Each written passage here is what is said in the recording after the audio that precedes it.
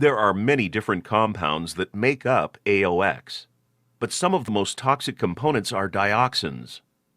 Dioxins belong to a dangerous group of chemicals known as persistent organic pollutants that are highly toxic and last a long time in the environment.